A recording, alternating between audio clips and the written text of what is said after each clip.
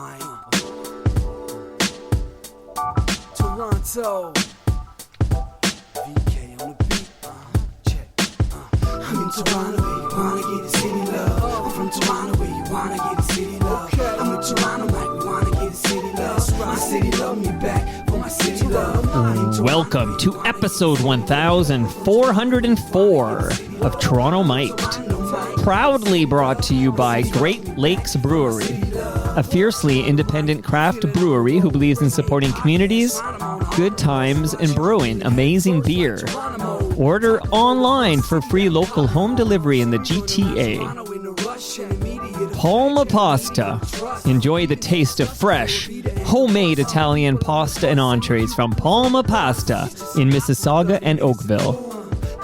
RecycleMyElectronics.ca. Committing to our planet's future means properly recycling our electronics of the past. The Advantaged Investor Podcast from Raymond James, Canada. And Ridley Funeral Home, pillars of the community since 1921. Today, returning to Toronto Mic'd for his quarterly, hey, is the Toronto Star's Edward Keenan. Oh yeah, baby. How you doing? Good. Welcome back, Ed.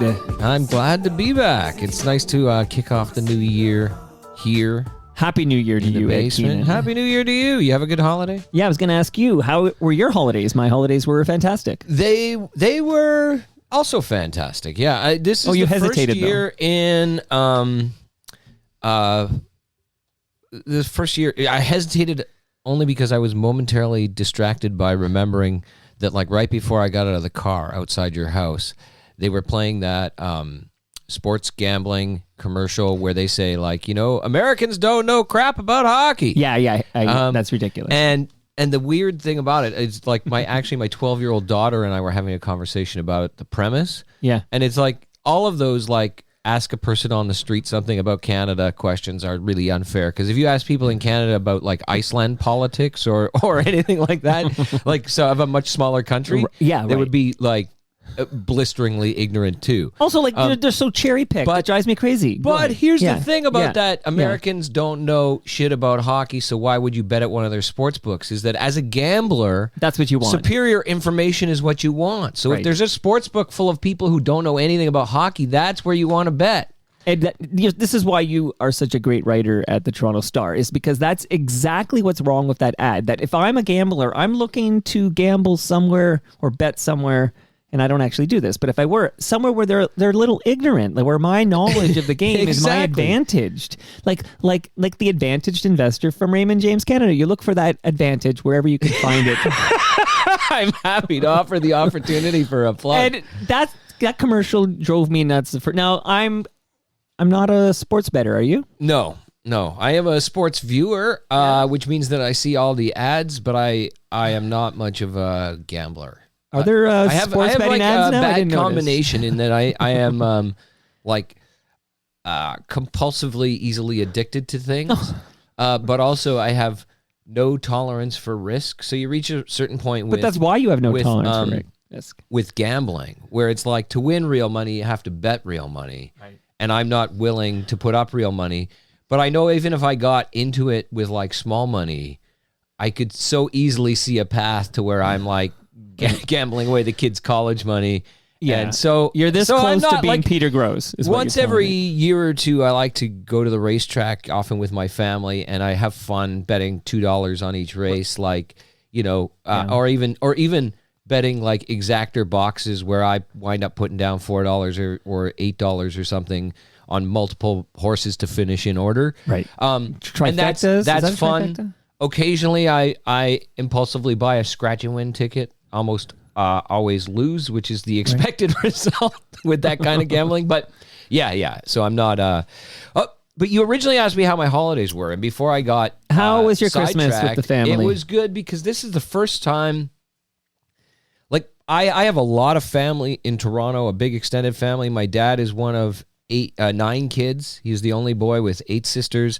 And they were all fruitful and multiplied. Wow. And so I have, and almost all of us live in the Toronto area. There's like 2 families of cousins who live in the U.S. now, but almost everybody else is in the GTA. Right. And my mom's family also mostly lives in the GTA and the Hamilton area. And so, we have a marathon of big family parties, but it's actually like great tradition. I know some people have trouble at family parties. For me, You enjoy it. They feel like home. And Beautiful. Partly because of moving to the U.S., partly for a couple of years, and then partly because of the pandemic for a couple of years, and then my family having COVID in our house last winter right after we moved back. Right. I basically haven't been to any of these family Christmas parties in like 4 or 5 years in some cases. And so it was great to sort of get back into that tradition. And for my kids too, my youngest is 12. So when we're talking about a 5-year absence from something, it's like, this is a memory from her wee childhood years. Right. But so that was great. And then I binge watched almost all the available versions internationally, the English language versions of The Traitors, which is like reality TV show based on like the party game Mafia, where there's like, anyway, it's a compulsively watchable bit of reality TV, which also, as I'm writing, like traitors, TRADERS. traitors, they are traitors. Oh, traitors. Traitorous behavior. Yeah, they like Benedict Arnold. Yeah. So the premise of the show is essentially that like 20, or in some versions 24, like a bunch of people get put to live in a house together, almost like Big Brother, for a week or two. Right. 3, or in one case 4 of them are secretly selected to be traitors. The rest are called the faithful. Okay. But none of the faithful know who the traitors are. It's like the mole. Yeah. Every night, the group gets to vote somebody off. And also every night, the traitors kill somebody. Wow. So those voted off. And but not those literally. Killed, yeah. But they leave the show. Right. So whoever's left at the end when they get to the final group. Yeah. And I won't give you all the details of how that the end of the show is determined. But basically when there's like 3 or 4 or 5 or 2 people left, they end the show and they get to split this pot of prize money. But if there's a single traitor left in the game, they steal all the money. So the objective is very clear for the faithful, is to vote out the traitors, identify who they are and vote them out. The objective for the traitors is to remain undetected and make it to the end. And the thing is that like, as I watched through a bunch of these, it's kind of like writing about politics is my day job. And I'm kind of on vacation binge watching trash TV as an escape from that. And yet it's really a show about politics, because every day they have to make these big speeches and point to their evidence of like who the traitors are and like how for the betterment of our group, we're going to get rid of this person. And they are so phenomenally bad at it. Like they just have no idea. Like the show is structured, the game is structured so that the faithful have almost no useful information about who the traitors might be. But the people are completely blind to their own ignorance. Like there's always these sequences, it might be an in-joke by the producers, but there's always these sequences where they have these parades of people saying to the confessional camera, like, in my day job as a police detective, I need to be able to tell when people are lying to me. Right. I'm an expert. I'm a psychic. I can always tell by, how people are lying to me.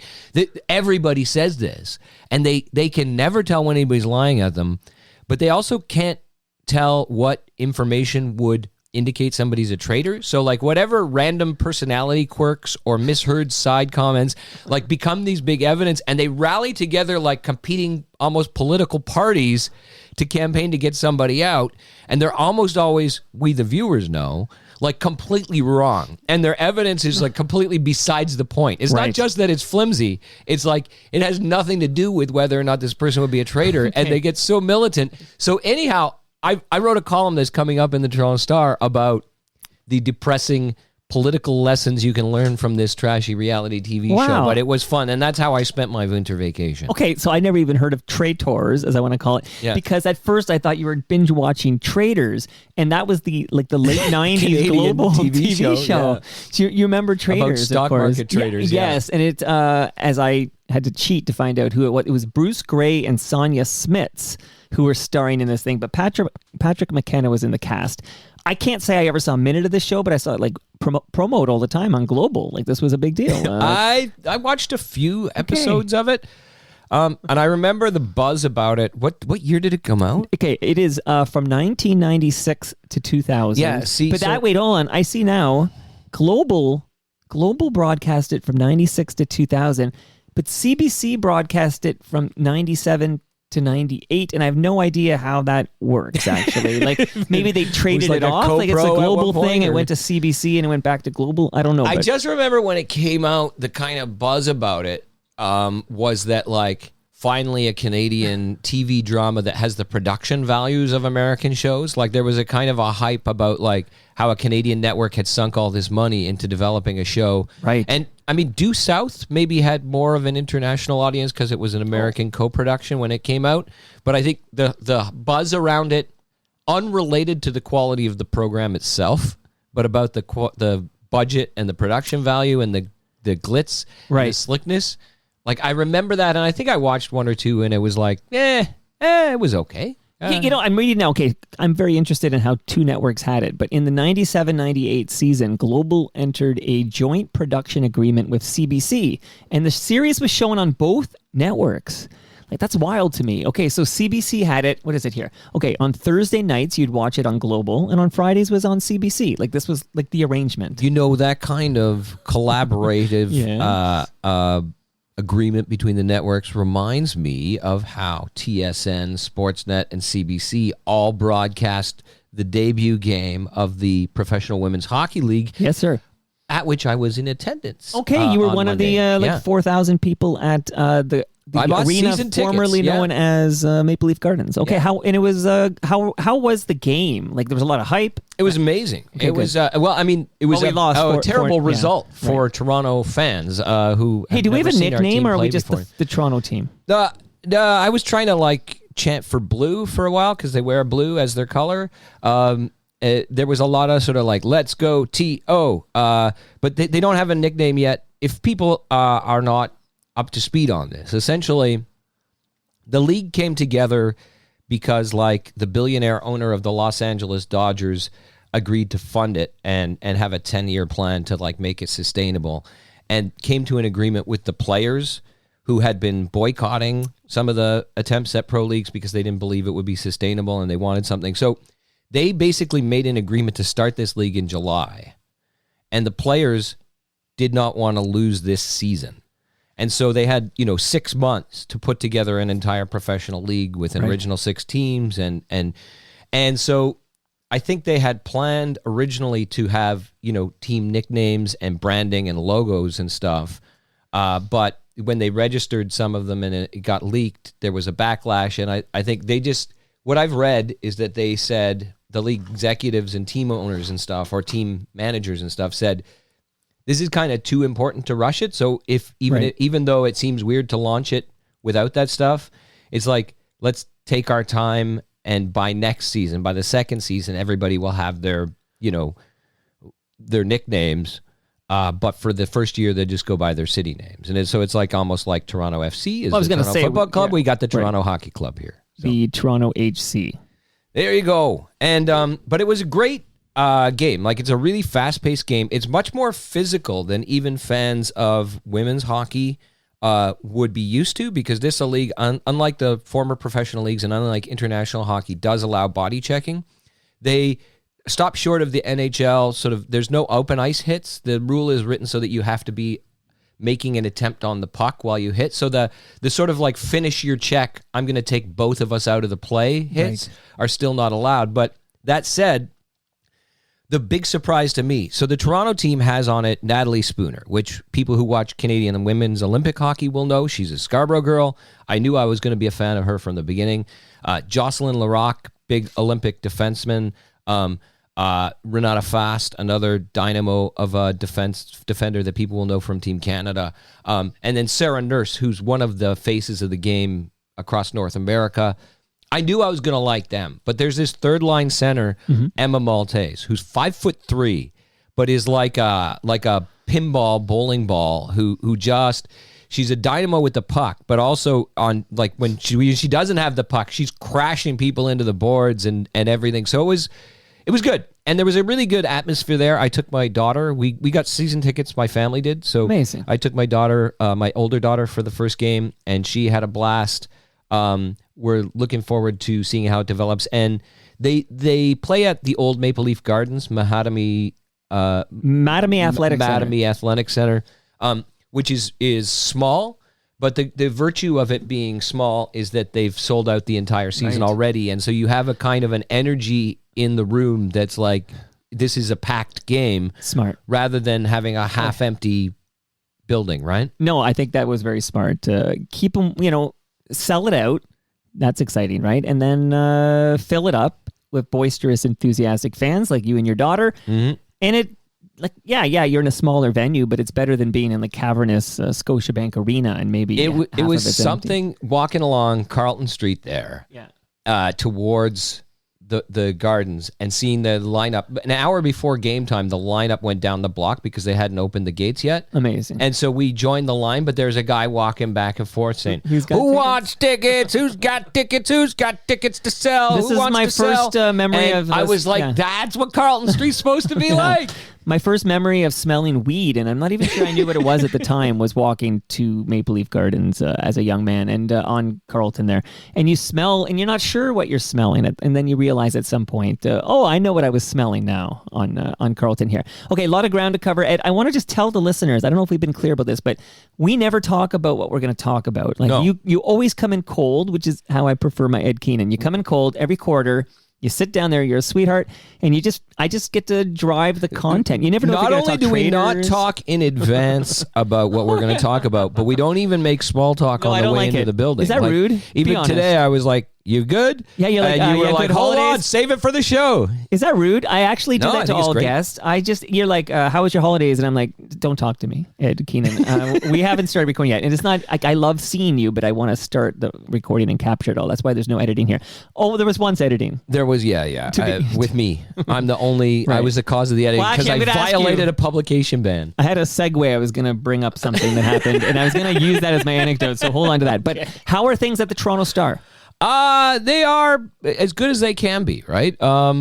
It's a tough time in this newspaper business altogether and the media business altogether. Even broadcast media have been laying a lot of people off. Right. The greater Tor Star, which owns the Toronto Star, has had like a rough period where they downsized the Metroland chain. They stopped publishing the print versions of a lot of those newspapers. They laid off a tremendous amount of staff. That's been hard inside the company. My understanding, like the Toronto Star is a separate company from that chain of newspapers. And so we're somewhat insulated from that and we're in a somewhat different business position. But I think like overall, it's still a tough time in the business. Being at the Star is about close to as good as it gets in the business in terms of stability. And of course, I feel obliged to say it as a member of the team, but I genuinely believe that in addition to whatever business fundamentals, that like it's great to work at the Star because there's a lot of really important, impactful work that gets done there, and it's inspiring to me legitimately to work beside a lot of those people every day. But don't be distracted. So things are okay at the Star, and probably as good as they can be at a newspaper in 2024. When I saw we were due for our quarterly, I remember that you had come on to kick out the jams. Yeah. And I remember you kicked out this song, and we had a good chat about how much we both love this song, and I don't think we care if it's Christmas or not. I just love this song, Christy McCall joining Shane McGowan of the Pogues. And since you were last here, we lost Shane McGowan. Yeah. He passed away, and I'm just wondering what your thoughts were about losing Shane McGowan. Well, I mean, he's one of those characters who was kind of like indelible, right? Like one of a kind. Yeah. Also, one of those, he was obviously not nearly as old as Keith Richards, but he had the vibe of indestructibility given like he had his teeth knocked out and was all wrinkly and, half drunk all the time. And and still seem to just party on through it. And so you wonder, he's just one of those guys. You didn't think he'd turn 60, but it turns out he is mortal, right? Like, and I just think, this song in particular, and Christy McCall is gone as well. So, is one of my favorites of all time. But there's never a bad time to put on a Pogues record, I don't think, right? It's like, it holds up, but it's almost timeless on its own because of this sort of mixture of like Celtic folk punk. Yeah. And so I think, there's not another one like him out there in the world. And so it is sort of really sad to say goodbye. Did you see the footage of his service? I did. And the performance of this song? Yeah, that was magnificent and really touching. I love that his service and the parade leading up to it and everything was so based around people playing his music, because what else would you want at a memorial service for him, right? Yeah, it was a beautiful rendition and in that environment, and a great tribute to Shane MacGowan. And every time, you hear the song quite a bit in December, but it did hit differently this year, without a doubt, knowing that both voices no longer with us. Shout out to Ridley Funeral Home. I did think at a certain point, well before he died, when I just was considering this song, one of the many times I've considered it, that I could have been someone. Well, so could anyone. Could be the title of a memoir or the plot outline of so many. Everybody thinks maybe at certain points in their life that's them. But then I realized it's not anybody in particular's memoir, because it's such a relatable sentiment. But he was someone. It turned out he was someone, right? Well, so we're going to be thinking about him for the rest of our lives, right? Like, he left art that will inspire us until we're gone. So really, that's the goal of any artist. Absolutely. And he did it. So rest in peace, Shane MacGowan, kicked out by Ed Keenan on Toronto Mic'd, and this song will outlive us all.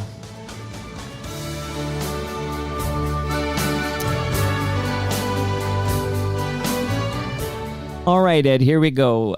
Let's start with one simple question. How is Olivia Chow doing so far, in your estimation? I think so far so good. So far, probably better than a lot of people predicted. But the mountain she has to scale is very high, right? I think she has been remarkably successful, and likely more so than many people anticipated, at getting Doug Ford on side. And that is actually pretty huge in terms of accomplishing the city's goals. The new funding deal for cities that she and Doug Ford announced will make a tremendous difference to the budget for, say, the next 3 years in particular, but even the next 10 years and beyond that, because part of that deal was the province uploading the Gardiner Expressway and the Don Valley Parkway. And in general, the sort of fellow feeling bonhomie between them, the political Oddfellows partnership between them, was something that a lot of people didn't predict. And in fact, they predicted the exact opposite. I remember in the Toronto Star editorial board where Olivia Chow came, she faced multiple questions all in a row about how are you going to deal with Doug Ford? Obviously, he's going to screw you at every turn. You're an NDP and he's Doug Ford, and he's out there saying you're going to be an unmitigated disaster. Right. Why won't it be a disaster for the city that our liaison with Doug Ford is a sworn enemy of his? And she said, yeah, we're going to be fine. And it turns out they are kind of fine. She had a bit more of a tense relationship with the federal government, but did get a big announcement of housing money, which, in all fairness, there would have been a similar announcement, whether or not exactly the same size or details. There would have been some federal money for housing under a different mayor, likely too, because it comes from a federal housing fund that's being distributed at cities across the country. But sort of squaring away those two things, having her housing plan pass fairly quickly through city council, which, is the kind of thing that's going to take a few years to be able to tell how successful it is or not. but getting it passed and underway offers it some hope of actually turning into reality.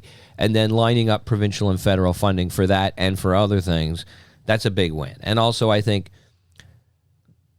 like there were questions about her ability to deal with Doug Ford, there were questions about her ability to marshal a governing majority on city council, given that this was a council that was loyal to John Tory and had really supported him.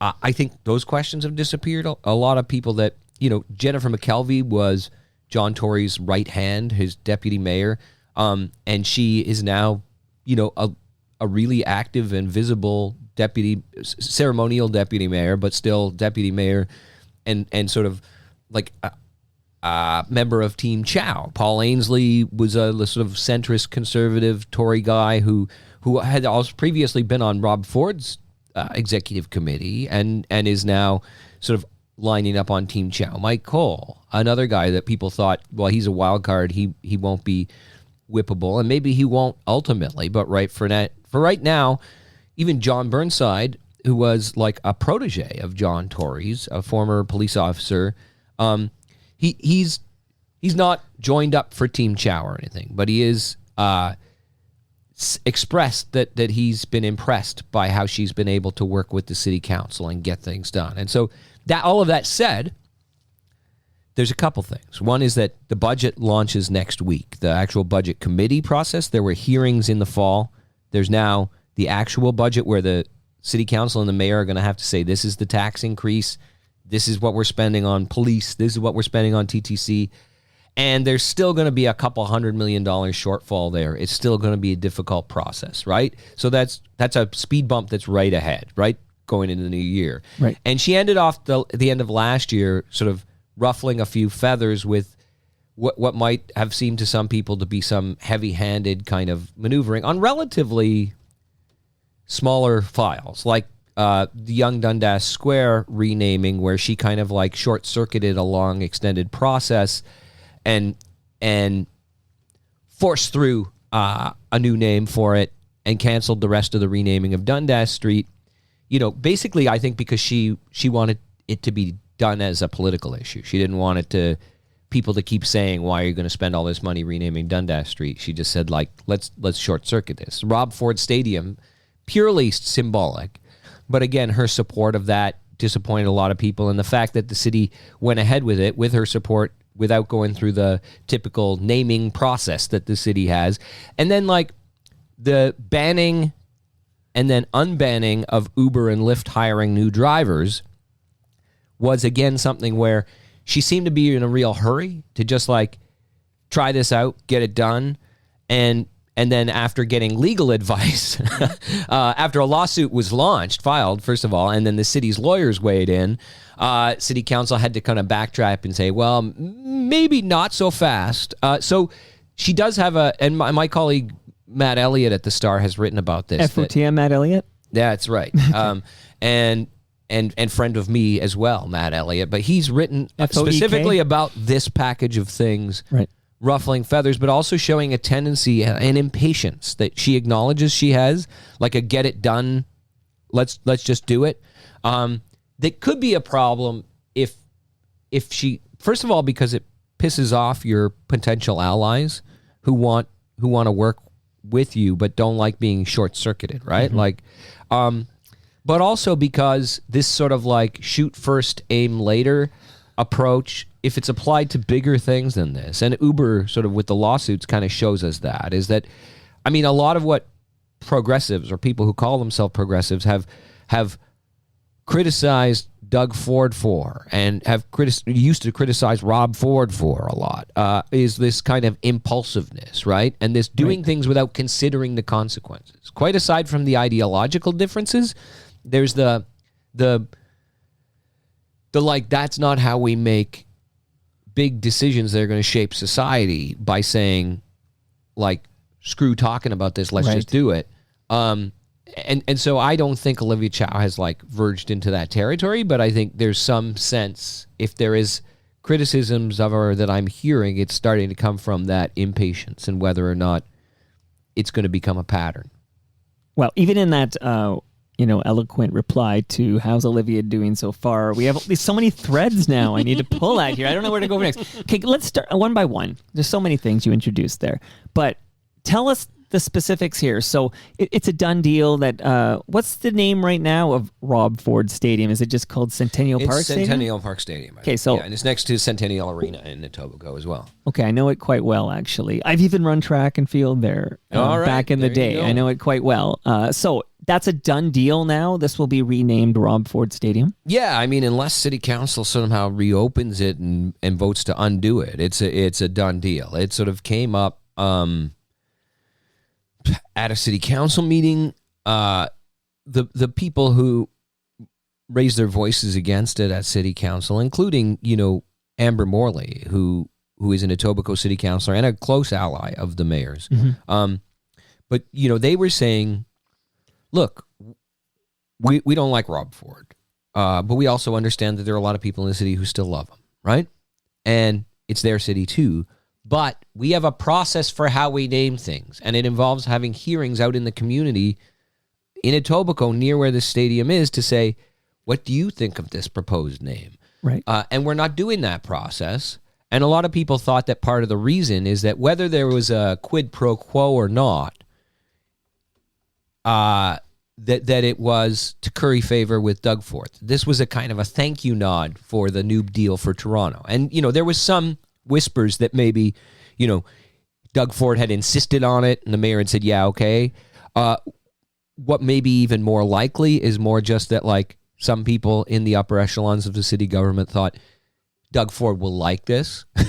And since he's doing us a favor and playing ball with us, like, maybe we should do something for his family that would be nice. Whether or not, but it's done.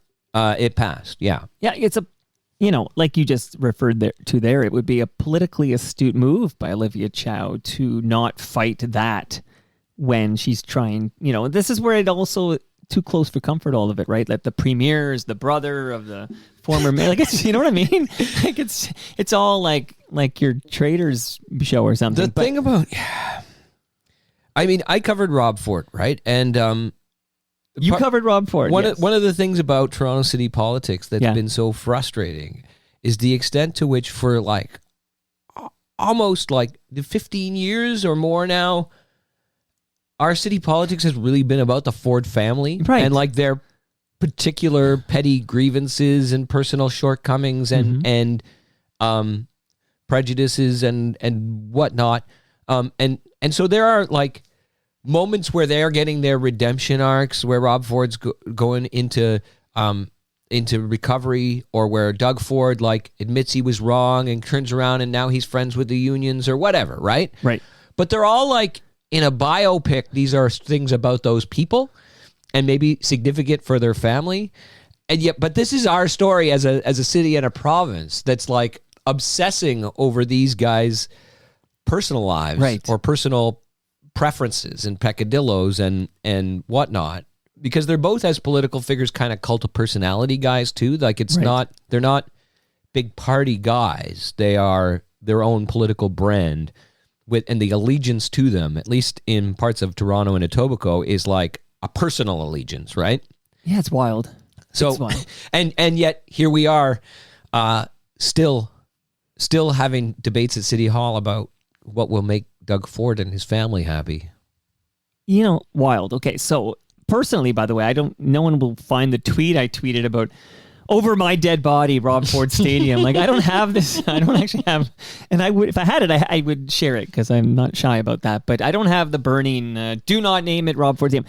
I think it needed some public consultation, and I feel like we maybe like due process, because there's a lot of, we as time goes on and we look back at the Rob Ford era, like there's a lot of not so good stuff mixed up in there that maybe, because he died very young of a terrible disease, that maybe we're glossing over here. I feel we should have a process and some public consultation.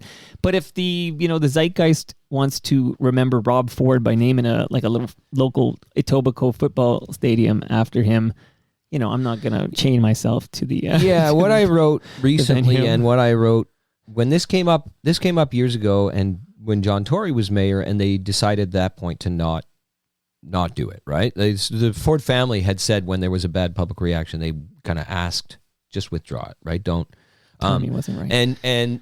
And so, but even then, I kind of thought, like, I was not shy about saying that I thought Rob Ford was, like, A, an idiot, and B, a disaster for the city, right? Yeah. But I also understand the reservoir of personal attachment that a lot of people have. I understand that he was the mayor of this city and a significant political force in the city, and also dedicated a lot of his life to youth football. And so if we're going to name something after him, as we do after almost every mayor, especially after they die, a football stadium where, like, high school students play seems to me to be like, well, that was the most admirable part of his character, in my eyes anyway, and one of his defining elements, and that seems kind of appropriate.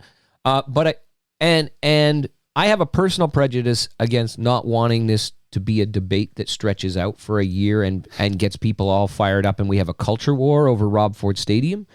But that said, I also understand that, like, if I lived near there and my kids were going to have to play there, right, then maybe I would feel like at least have some public meetings, right, so that if the public comes out and overwhelmingly says, please give us Rob Ford Stadium, then you can stand back and say, well, see, the people wanted it, right? Right. And who are we to stand in the way, despite right, our reservations about him as a politician and a person?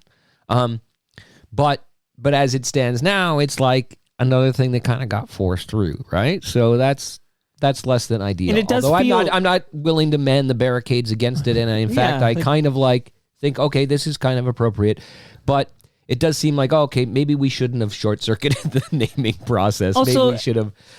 Why have a naming process if you're going to just overrule it all the time? Right. And again, these murky waters that the Ford family has created here, you alluded to it earlier, but here we are talking about how Olivia Chow playing nicely with Doug Ford to help the city of Toronto, and then suddenly she's supportive of the Rob Ford Stadium name change. And it's just, it's all too close for comfort. And Councillor Diane Sachs was, who I know you have a working relationship with. Right. Was really suggesting that kind of stinks, right? And she was really opposed to it. She thinks, given the police involvement in some domestic disputes in his household, given his record of saying sexist and racist things over the years, anti-trans, homophobic things, that he's an objectionable person, and that we shouldn't be naming after him. But then beyond that, any suggestion of a deal with the premier where the city funding is going to hinge on some tributes to his brother is just stinks, right? And so I hear what you're saying. But we're going to talk about a lot of stuff here that kind of smells here. So plug that nose, Ed, as we cover a lot of stuff. But one thing that hopefully doesn't smell, but I don't know, have you heard John Tory's back on 1010? I haven't. I knew he came back for sort of like some guest appearances. I feel like he'll be like wait. At So this have moment, I missed it? Maybe because it's of not the like holiday break. No, Has he got a show again? Or? No, I think he's like I believe, according to my assistant Mark Weisblatt, John Tory is like an official panelist. Maybe I can't remember. They had a funny name for him, which was funny, like a municipal affairs expert, which was a funny name for a guy. No, but yeah, I mean, I think at 1010 and also at 640, but he did fill in as like the morning show. Go ahead. They have contributors who are kind of like on a retainer, and some of them have a title like political analyst or whatever. CNN does this as well. Oh right? yeah. So they're regular guests, right? They come on to talk about things regularly on a variety of shows. So I just wondered if you had. I had not heard that. Because I'm sure, and again, at some point, I'm sure they'll find a spot for John Tory. And do I remember correctly that he was like doing it for $1 a year because he loved to do radio or something? I feel like there's a story there. I gotta dig in if that's true. But I did not. I never. You don't know that one. So Okay. I don't know. And we alluded to it earlier, but the only time I think I've had to do a major edit to this program was because Ed Keenan came on and told like court tales about Rob Ford, and then afterwards looked at me and said, I think all of that was under a publication ban, and then we had to excise it so that I didn't get in Yeah, trouble. it's no longer under a publication ban. So what was, I had revealed that the crack video, the Rob Ford crack video, had been shown in court. And there was a funny anecdote about the day I went to see that. There was like a group of high school students who were just touring the court building and like ushered in to like watch a few minutes of a funny case. And then here's the crack video, right? Like in real time, I think that was the Sandro Lisi's trial. I think at the time that was covered by a publication ban pending the decision and all of that. That ban has since expired, and so we can talk about it. But it was like, can I restore that audio now? It was while I was telling the story, and towards the end of it, that I realized, oh wait, there hasn't been a decision yet, right? Like it seemed like ancient history to me at the time. Right, it was like, this was back a few ban. months ago, and it was like, oh no, wait, the courts move so slow. But that tells you how long you've been coming on Toronto Mike, that we can, like, now we're talking about naming the stadium after Rob Ford. It feels like he's been gone a long time now, Rob Ford, sadly, for his family and loved ones. But that's how long you've been coming on. That like we go way back to that, and then here we are talking about Rob Ford Stadium and the Ford family and their influence. And again, kind of related to Rob Ford Stadium, getting that name, the former Centennial Park Stadium. Glenn wants to know, ask Ed if he was in charge. And why aren't you in charge, Ed? Okay. If you were in charge, what would you name Dundas Square, or would you leave Dundas Square alone? Oh, man. And now he's asking you a personal question. When you're supposed to cover these things, you have opinions in the Toronto Star. I read them all the time. Right? And by the way, this name, am I saying it right? Sankofa? I think so. That's his Sankofa. Cliff. I don't know how to say it any other way. So Sankofa Square is the name. Give us the update on that naming thing. Is that done deal? I don't want to dodge the question from Glenn. But the truth is that I don't have... Here's the thing. Yeah. I'm like a white guy who grew up in Toronto. Me too. And a middle-aged guy. Me too. And so what else it's you got? Easy for me to say that I didn't know who this Dundas character was. Me neither. Until this debate came up. Mm-hmm. And then, in fact, I didn't care because it's just the name of a main street in Toronto. Right. It's the name of subway stations, and it's the name of a part of Hamilton, like a formerly independent city that's now part of Hamilton. Right. And so it's a place name, and it overshadows any of the history. It's easy for me to say that, right? Right. There are people in the city who claim that for them, the disputed, but in their eyes, damning legacy of this guy in actions that may have preserved the length of time that slavery was legal in the British Empire, stains it so that it's... And I'm not trying to cop out, but I think, like, if there are people who really believe that, and that's what they think of when they see the name Dundas, then maybe we got to at least take those things into account. And then City Council voted to rename the street. Then they were maybe having second thoughts because of the expense of renaming it and the disruption to, like, everybody who lives on Dundas Street, every business that has a business on Dundas Street, all the street signs, the expense to the city, but also to all these private people. And then saying maybe symbolically we rename something big.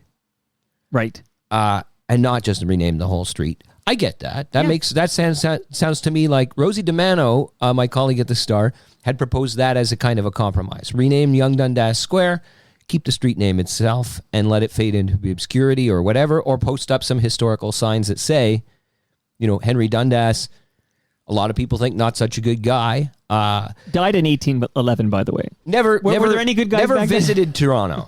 Okay. Never even Scottish, came here. right? He has no real connection to Toronto except that he was a friend of John Graves Simcoe, the first Lieutenant Governor of Ontario, who made Ontario or Upper Canada the first place in the British Empire to ban slavery. But he basically was naming things after his friends.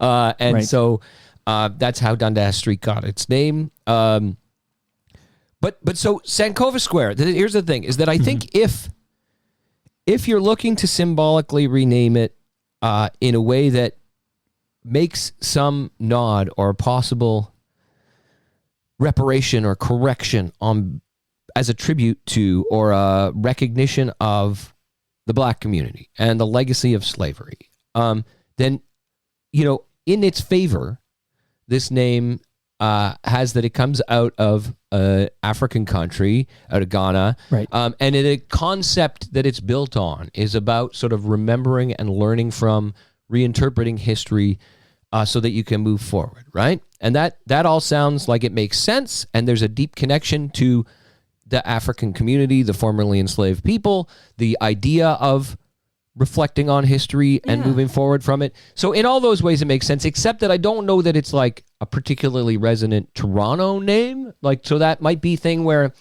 if you looked for a Toronto person or a Toronto institution or a Toronto event that you could name it after, it would have more local resonance. But I think whatever you name these things, it's going to be like in a few years, that's just the name of it.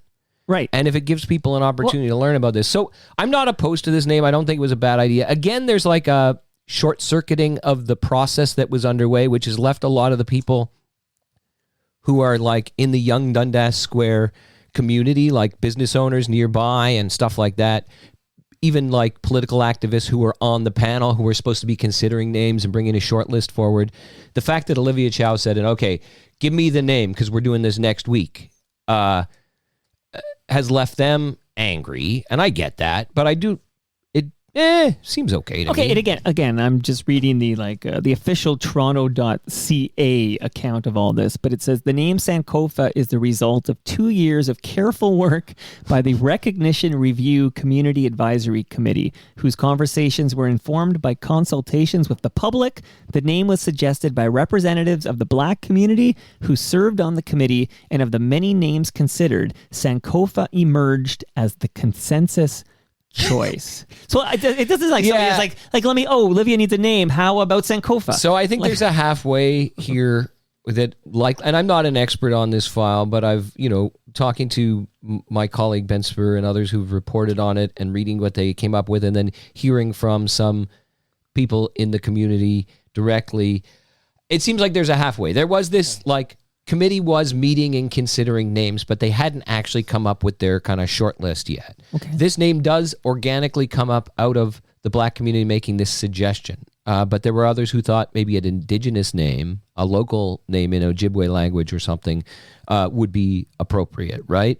And there was still some discussion and debate, and they kind of got rushed to the finish line. But I mean, I have heard from people who work in anti-racism work here that this term is, I don't know if common is the right word, but it's a known term in African-American studies and in Black liberation circles, in anti-racism, anti-Black racism circles, because of what it means. It comes out of Ghana, but it's been used in North America. Yeah, in so those it's new to you, circles us, for but that. it's it refers, just so people know who are listening, Sankofa refers to the act of reflecting on and reclaiming teachings from the past, which enables people to move forward together. So on the surface, although I do know people who, when they heard it was going to be called Sankofa, assumed that was an indigenous name. I've heard people so you do need an education on what is Sankofa?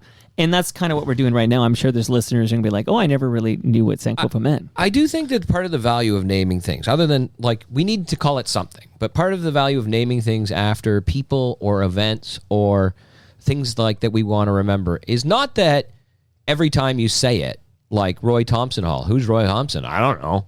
They named after Hall after him, right? Right.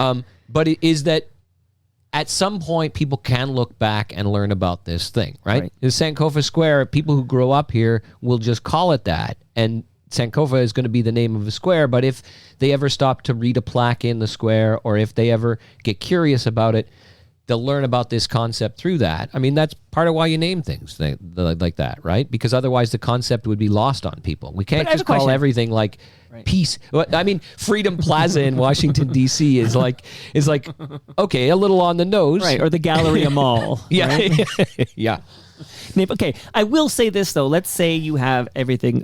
We have so many things named after Henry Dundas. Okay, I didn't even know it was Henry Dundas until this. Okay, I've learned more about Henry Dundas. Okay, so the Scotsman who had some controversy surrounding him, as you can drill into. But okay, so Henry Dundas, all these things are named for Dundas, as you discussed earlier.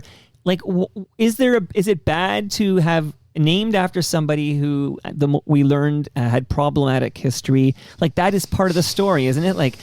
Someone joked to me, we should just rename it not Dundas. Yeah. Now, see, I used to live in what they call down there the DMV, right? Like the Washington, D.C. region, which includes parts of Virginia, right?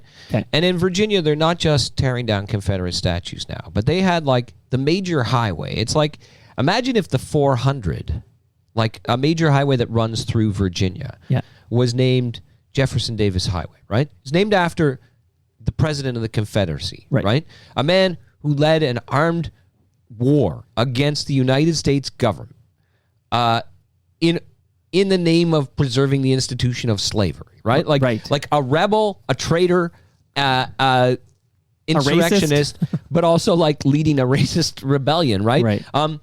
So that was proudly named after him for all those years, and they are in the process. There's still lots of signs up that say that, but they are in the process of renaming that highway.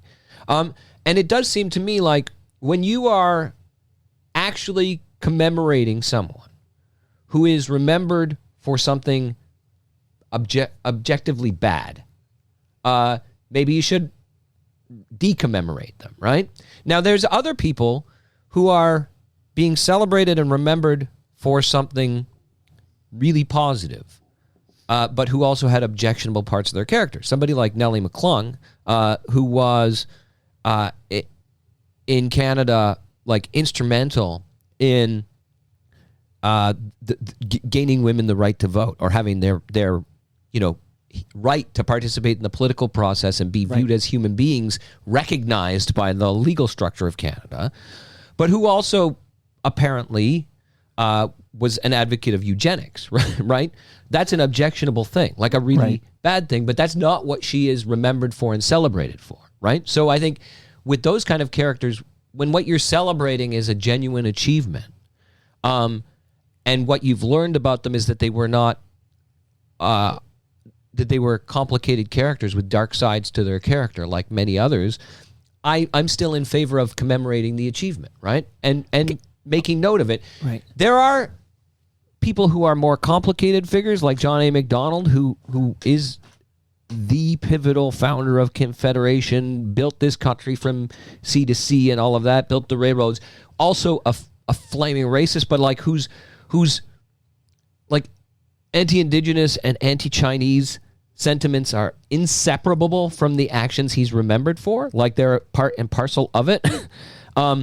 Like I think that's more complicated, but I do feel like if the person is primarily remembered for the bad thing, don't celebrate that. Don't commemorate that. If they're primarily remembered for the good thing, but they also had bad elements to their character, maybe we acknowledge that, but also continue to celebrate the good. The ones in the middle are harder. With Dundas, I don't know how to shake this out. Well, maybe this is the compromise. Maybe we have the it here. dispute about Dundas is that he was commemorated and remembered in Scotland and here as somebody who was an abolitionist ahead of his time. Yeah. And so maybe contributed to that. And then some historians looking at the historical record are saying he might have claimed to be an abolitionist, but he actually put these motions forward that delayed abolition by decades. And so the thing he's being celebrated for is actually the flip side of that coin was bad. There is angry dispute among some of these people about which version of him is the authentic one, and I'm not qualified to mediate that dispute, but it's like leave the name. And you can learn, like this is like you can teach this in schools, right? This is very interesting. I love having these discussions with my kids about, your paper, the Toronto Star, recently renamed their Sports Person of the Year award because it was called the Lou Marsh Award forever. And then as Mark Hebscher likes to remind me, he was here 2 days ago, by the way. Everybody should listen to the return of Hebsy on Toronto Mike. Lou Marsh would write in the paper, and who's it? Tom Longboat, who is the runner, but he had some anti-Indigenous and some racist rhetoric in his writing. And therefore now it's not called the Lou Marsh Award. No longer called the Lou Marsh Award. That happened. And of course, TMU, which I used to think is the Toronto Mike Universe. It turns out it's Toronto Metropolitan University. They decided with the residential schools and everything that they would no longer celebrate Edgerton Ryerson. Is that his name? That's right. I think so, because the Edge is where... Egerton or Edgerton. That's where shout I out went to the to Garys. school. Right.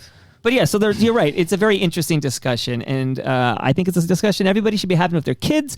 They should be talking about it in school. I'm not sure you need to delete the name Dundas from the history of this city. I'm not so sure. But maybe the compromise is exactly what's happening. Maybe Sankofa Square instead of Young Dundas Square is the compromise where we talk about moving forward and learning. Yeah. The name itself implies that you are going to study this history and learn from it, and so I what's think the answer that's maybe to why Glenn's some question, people thought that Ned? We need to answer Glenn's question. Maybe Sankofa Square then. I guess. Let's if you and I, two middle-aged white guys with blue eyes, obviously men, we are gonna. We're okay with Sankofa Square. I can adapt. Although I still like to call it Skydome. I've accidentally called it Rogers Center a couple of times. Skydome, Maple Leaf Gardens. You know what we need? You talk about. I was going to give an example, and I said Scotiabank Arena when actually, like in my head, I thought it was still ACC, but I guess it's flipped now. Well, it's been Scotiabank Arena for years now, Ed. I gotta bring you up to speed here. Well, it's been Rogers Center for years. It's been Rogers Center a long time. They bought it for $25 million. Okay, and then there's that exhibition stadium, which is now BMO Field. But at least that's a different building. It's a different building. Because I watched them plow it down. Although, in the parking lot, you can see where the bases were. The parking lot outside of BMO Field, you can see where the exhibition stadium bases were. There's a column idea for you. Go and visit the plaques.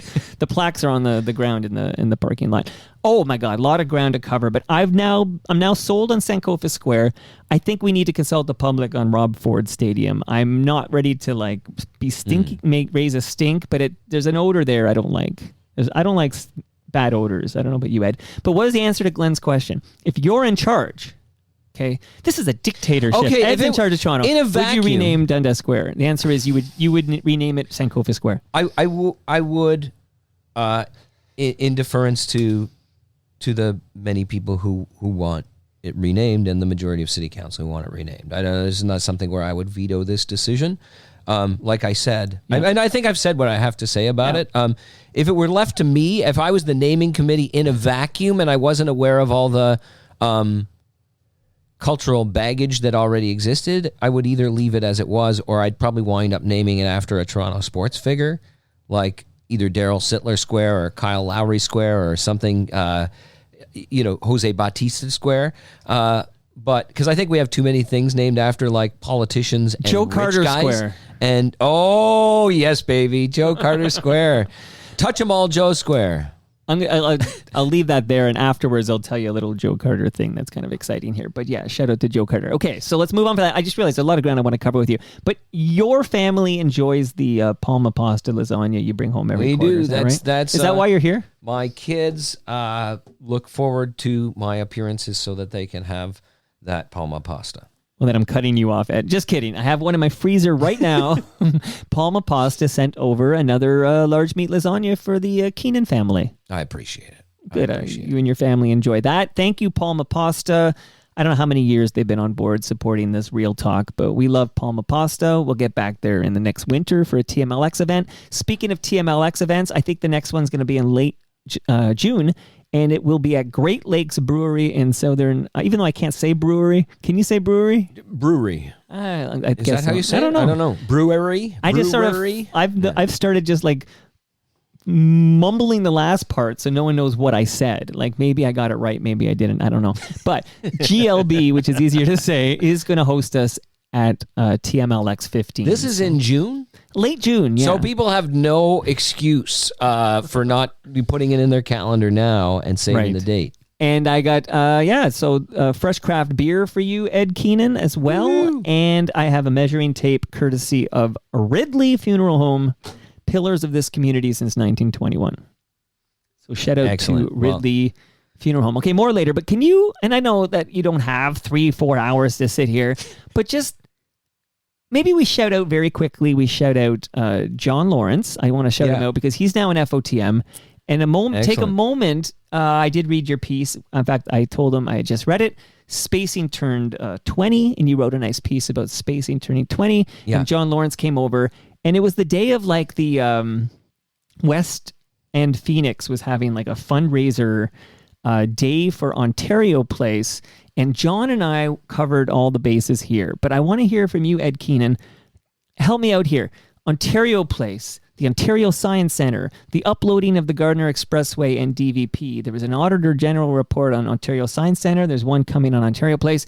Like, give us the what's going on with that whole rigmarole. I know you need another couple of hours. Well, yeah, I mean, possibly, but I don't even know that people would be wiser after a couple hours. That's irrelevant. It's just like so the uploading on the Gardiner and the DVP is essentially takes a couple $100 million, like a couple $1 billion, but also like hundreds of millions in ongoing operating costs off the city's books. That's a huge gain for the city financially. What they lose is some control over the fate of those roads. Nobody was really talking much about doing anything with the DVP, but there's been lots of talk over the years about taking down parts of the Gardiner Expressway. The city has taken down some parts of it. There was a big debate during the election campaign about not rebuilding at a cost of a couple $1 billion the link between the DVP and the Gardiner. Doug Ford, of course, big fan of the Gardiner Expressway. So now that it's Doug Ford's highway, he bought it, he owns it, the city no longer has really the authority to have those conversations about taking down the elevated portion of the Gardiner Expressway or anything like that, right? So that's, to the extent that there's a downside to the city of that big economic boon, it's that they no longer control the destiny of the Gardiner and the land immediately around it. That's now provincial responsibility. The city can ask them, but just like the city is asking them to not change Ontario Place into a giant spa, we can see how effective those kinds of requests are. Okay, so now basically Doug Gardiner Ford has Expressway- basically planning to... So these are almost separate items, but they kind of come bundled in together, right? So where, as part of the New Deal for Toronto, Olivia Chow did not endorse the Ontario Place plan. And in fact, when asked about it at the press conference, she still said, my opinion is that they should not do that. And maybe if they want to put that spa, we could give them land on an exhibition place. The Better Living Center building could be replaced by this spot, right? But she sort of formally, openly acknowledged that the city doesn't have any authority here, that it's called Ontario Place because the Ontario provincial government owns it, and that they are going to do what they want to do. And so she sort of agreed not to chain herself to a tree or anything or try to fight legal battles. Right. And you know, a lot of people are down on that, but the result of that is that Doug Ford is like, full steam ahead. We are going to go forward with our plan to raise all these trees on the West Island of Ontario Place, replace them with a big spa/water park, and move the Ontario Science Centre programming and stuff into a newly revamped facility that uses the heritage buildings at Ontario Place, those old pods and Cinesphere and all of that, and we'll build out those some more. An asterisk or additional part of that is that Doug Ford then acknowledged, you know, in the same way Olivia Chow made her acknowledgement, that the city owns the Ontario Science Centre building right now, even though it's a provincial government facility. It's on a lease from the city, and so the city will take back that facility and will preserve the building, renovate it, put something else in there, community programming or whatever. So, I mean, that's the status of all of this. And so I think the fight, as Olivia Chow said to me at one point, the fight to save Ontario Place can go on and, you know, maybe should go on, but it's a fight that takes place at Queen's Park, not City Hall. It was never going to be a fight you would win at City Hall. It's a fight at Queen's Park. And you know, it seems increasingly likely, as much as Doug Ford has flip-flopped on a sequence of things that prove unpopular, he would have to come to the conclusion that this Therme spa, water park spa, is unpopular enough across Ontario among his supporters, right? That he gains more by abandoning it than he loses by sticking with it. Well, that you just nailed it there. Like the big difference between the Greenbelt scandal, which he flip-flopped on, thankfully, and this is that, as far as I can tell, with my antennas up to pull down data from the zeitgeist, this does not seem to be radically unpopular outside of the 416. Like, it does seem to be contained in Toronto. This is Mike speaking his opinion. But in Toronto, it seems like the Ontario place is a big deal, but it doesn't seem like it's a big deal for other Ontarians. I don't know if you've noticed that as well. Yeah, but especially not other Ontarians who don't right. already hate Doug Ford, right? Well, that's what I said. So, like, as you know, how many, I don't know the number, but how many MPPs in the 416 are actually from the Progressive Conservative Party? I mean, you're in a riding right now where we have a Progressive Conservative. So I know there are a handful, but it's not that many MPPs in Toronto that are actually Progressive Conservative. Yeah, and the thing is that, you know, that reminder, it seems like a trite thing to say, like it's called Ontario Place, right? Right. But it is a provincial park, right? And it was built by Bill Davis to be a provincial attraction with a theme park, with water slides, with a great epic children's play place, with this science-y or future-y type of programming inside the pods and everything, right? With a great concert venue that was at first free with admission to see concerts there. It was meant to be an attraction that people from all over Ontario, or at least all over southern Ontario, would go to. And they would. Like, school groups would bus in and go there. People would come on the weekend. And as much as, like, I think we actually just need some parkland on the lake, and the parkland is basically a resource for people who live nearby, who can bike over to that park or walk over or take a short, like the Toronto Islands. It's a destination for locals. I understand the desire to put a bigger magnetic attraction there, like that will draw people from all over the GTA at the very least, right?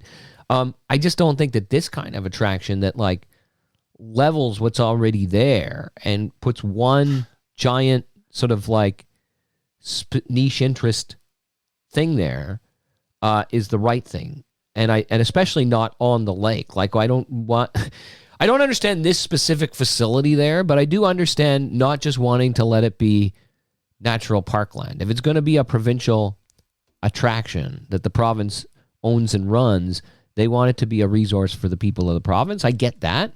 And I think a lot of people outside of Toronto who maybe are not fired up about this do have a bit of a, like, what are you going to put there that is an asset to all of us and not just you who live in Liberty Village and can walk over, right? Like, you know, I see it. But I mean, and that's certainly Doug Ford's political calculation, right?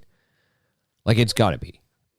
Okay, but again, I had this conversation with John Lawrence, but to clarify here, there was something about a deal made with parking lots, like, and that there wouldn't be parking lots on Ontario Place land. It would be the deal, and John might have explained this better than I am going to, because he likely knows. I know he knows this file much better than I do. I have written about it. I have paid attention to it, but John has really done a lot of hard legwork on this. But my understanding of that agreement is basically the province agreed to consider not building this $500 million underground parking lot, and instead consider sites at Exhibition Place as spots for parking, right? Given that there's already basically acres and acres of parking lots, hectares and hectares of parking lots over there on Exhibition Place, right across the Gardner, or right across the street, Lakeshore. That like, and I think one thing that John raised that was interesting right away is if the province follows through on that and makes the parking be on the Exhibition Place side, how is that going to affect their contract or Therme's own evaluation of how worthwhile this project is? Because what he says is, like, right now as you and I talk, it's like minus, what is it out there? It's cold. It's cold. And if you picture a year-round water park / spa where you're going to go and maybe your kids are going to ride water slides and you're going to dip in the wellness pool and the hot baths and all of that and get a facial scrub, and then you walk around in your bathrobe, and then you're going to come out of there with soaking wet hair and wrinkly, moist skin into this cold to walk 500 meters or something to your car. Right. How pleasant is that? That's obviously why they want an underground parking lot right at their front door, is so that people don't even have to go outside, right? I don't know. John knows better than I do how what the possibility of that coming through and what the likelihood of that, but I did think it was an interesting consideration. Absolutely. And here's what I want to do.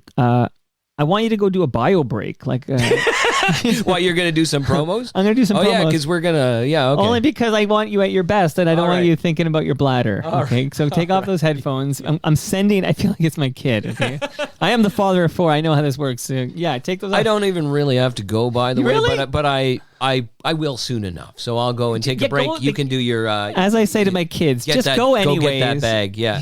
Go anyways. So I've sent Ed off to the washroom here. But I do want to welcome back. I mean, they were only gone for one episode, okay? So I only recorded... This is the second episode of 2024, and that means they were only absent for one episode, but they're back, and this is exciting news. Raymond James Canada is back as a primary sponsor of Toronto Mike. So welcome back, Raymond. I don't know if Raymond's listening. I don't actually know if Raymond's still with us, but Raymond James Canada, they're good people there. Learn how to plan, invest, and live smarter with the Raymond James The Advantaged Investor podcast. Featuring insights from leading professionals, The Advantaged Investor provides valuable perspective for Canadian investors who want to remain knowledgeable, informed, and focused on long-term success. So Chris Cooksey hosts. You hear from Canadian investor specialists, and basically these specialists will share resourceful insights on economic events, longevity, and retirement planning, and you can grow your financial legacy. So I urge you to subscribe to the Advantaged Investor podcast from Raymond James Canada. And of course, we continue to tell people about recyclemyelectronics.ca. You know, I don't have a speaker for you this time, Ed, but I know you've got a speakers. If they ever break, I don't think they'll ever break. Right. You're not going to throw those in the garbage, right? Because there's some chemicals in there. Yeah, but if they ever, I don't know, you drop it in the bathtub or something. I will go to recyclemyelectronics.ca and then find out a place near you where you can drop them off to be properly recycled. Okay, you're doing great, Ed. I love these appearances so much. A fun fact for you is that Bonnie Crombie went to my high school. I'm just throwing that out there. I did not know that. I didn't really know it till Cynthia Dale came over, and Cynthia Dale I knew went to my high school because in the gym there was literally a picture of Cynthia Dale, like part of the drama team or something. I should point out. Go ahead. And was she like besties with Bonnie Crombie while they were there? Well, that's it. I didn't. So I just found this fun fact that Bonnie Crombie went to Michael Power, as I did, and Cynthia Dale did, and Cynthia was friends with Bonnie and knew her quite well from Etobicoke and Michael Power High School. Now I just want Bonnie and Cynthia a little older than me. I'm just throwing that out there so we didn't go to the building at the same time. Overlap. A building which no longer exists, by the way. Can you visit your high school? I can, and I recently did because it was celebrating its 50th anniversary. Cardinal Newman High School on the Scarborough Bluffs. I went to two different high schools. I went to De La Salle College, Oakland's, for grade 9. And then I transferred to Cardinal Newman High School. So both of those schools are still there. I have very little connection to De La Salle. I pass it sometimes. It's now... They don't let you in there At anymore. the time, it was an all-boys school. It's now co-ed, and it's really sports-focused. But Cardinal Newman High School on the Scarborough Bluffs is still there. They are actually going to redevelop the building on the same site in the next few years. But right now, it's still the same building. And so I went for the big reunion party they were having to celebrate the school's 50th anniversary, and saw a bunch of my old classmates in the old auditorium and cafeteria there. What's it like to see it? Like, I feel like I can see it in my mind's eye. Like, I can kind of visual. I remember where the Michael Power was like a complex. It was good training for when I went to U of T, because there was the St. Joe's building, there was a Michael Power building, there was extensive center portables, there was a North portable, there was a gym that was a portable, there were 3 gyms in total. Like, there was like Chaplin's building where the Brazilian priests were hanging out, and there was a whole thing going on. But I can kind of see it, and I can kind of see the lay of the land, and I remember what the cafeteria looked like. I remember what it smelled like when the fries were on sale. I remember these things. But I always wondered, I would like to go back and just walk the halls and just see what memories get triggered when I'm walking through. It was pretty cool to go back and walk around. And so I had gone back. My elementary school has been torn down, and it's replaced by townhouses. But before it was torn down, while I was still, in university or shortly after that, I had gone back there for an anniversary party or something. And the thing when you do that is that the building's so much smaller than you remember it being. And Sure.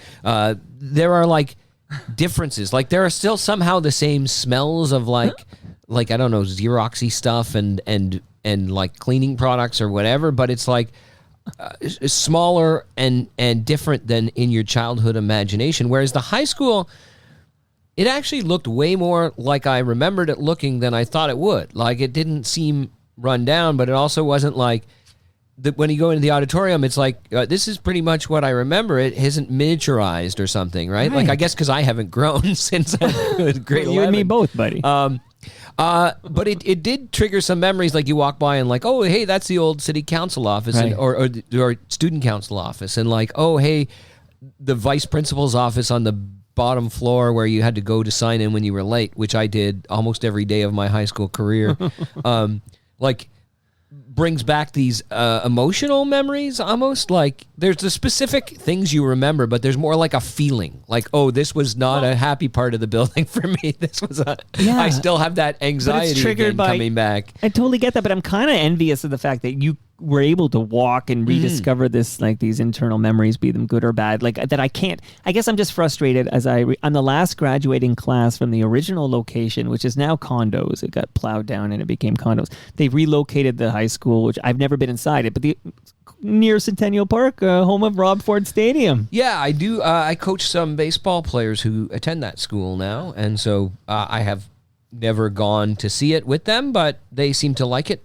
I would like to walk the halls of a building that no longer exists. So maybe in the future of the virtual reality and the, the AI, maybe that'll be possible. Was Michael Power St. Joseph at like Royal York? And No. Close, but it was where Islington, so you got Dundas to the north and you have Islington. It was between the two, so it kind of bordered both, and then just a little bit like west of the station, basically, Islington subway station. So, yeah, you across the street. You had the police station on what are we talking there? Is that Bloor Street? So Bloor, Islington, Dundas. There's like a triangle there where the complex was located. But now it's Michael Power Park Place or whatever they call their condos. Oh, okay. Yeah, I've lost track. Anyway. All this was to say that Bonnie Crombie went to my high school. Okay, so things that have changed since you were last here is now Bonnie Crombie is leader of the Liberal Party. Leader of the Ontario Liberal Party. Yeah. Okay. Diamond Dog asks this question, comes up every time you visit. Oh, good, because I thought you were expecting me to recognize the name, and I was I don't know. Well, I know Diamond Dave. Diamond Dave is David Lee Roth. Let me reach into the Van Halen. Yeah. Sammy Hagar or David Lee Roth? That's the question David for you. Lee Roth. I'm with you. I'm with you. Any updates on the Eglinton Crosstown? When does the provincial takeover of the DVP in Gardner take effect, and what will that mean for many users of the road? So there's two questions here. Yeah. One ties into what we were just talking about. So when does this DVP Gardner thing take effect? Okay. There's a due diligence period, so it's going to be a year or two. In the meantime, the province is giving some like bridge financing, like giving the city money to make up what. So financially, it's like in effect immediately, but like legally, there's a period of a year or two or three where the province is going to be like taking possession of it, and they sort out, I don't know, like the wrinkles of like who does cross streets or what the leeways on off ramps are, like how much is going to be city property and how much is going to be provincial property, and who's going to plow it, or how they're going to share up the contracts for cutting the grass at the side or whatever, right? Like Sure. there's a due diligence period where they allow to phase that in over the next couple of years. But in the meantime, the city's getting bridge financing. On the Eglinton Crosstown, the good news is, as the Star reported this week, that some of the construction hoardings and road closures up at Eglinton and Yonge and around there along the Eglinton Crosstown route have been lifted, and the heavy construction disruption is sort of starting to iron itself out. The bad news is we still don't know when this thing's going to open, right?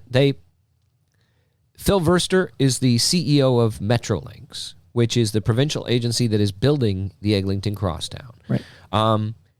He has said now for more than a year that he will not give any update on when it's expected to open until he's confident that they will meet that date he names. And he, I think, at some point gave an update saying that he would tell us like 3 months before it opens. Like when they've got a date and it's going to open 3 months from now, and they're very sure that that date is going to be met, that's when he'll tell us, and we'll have 3 months notice. That date has not come up yet. And the most recent update, like late last year, was encouraging progress, but no date yet. I mean, the thing is like last summer, one of my kids had a baseball game at Keelsdale Park, which is at Black Creek and Eglinton. Yes. And from there, you can see there's like a overpass, like it's in the outfield essentially, or beyond the outfield wall. You can see, and seemed to me like every 3 minutes or every 5 minutes, those LRT trains were running across the bridge. They were going, and we were shouting out like, hit the train, win a steak. Like a Bull Durham reference with the bull, like hit a home run onto the train and I'll buy you a steak dinner because of that. And it was like they're running like frequent service, like full service trains there as part of this testing. How far could we possibly be from the opening? It's been a while. I feel like last time you were here, that might have been happening. Yeah, no. Yeah. And so it's like, it's like difficult for me to know exactly what the holdups are there, but it does seem like all the legal disputes that Metrolinx and the TTC and the private contractors who are actually doing the construction work, they've settled those, I think. And so all the parties are like full steam ahead. We're rowing in the same direction. But it's really frustrating that a few years after, like 4 years after the original projected opening date, we still don't have a new projected opening date.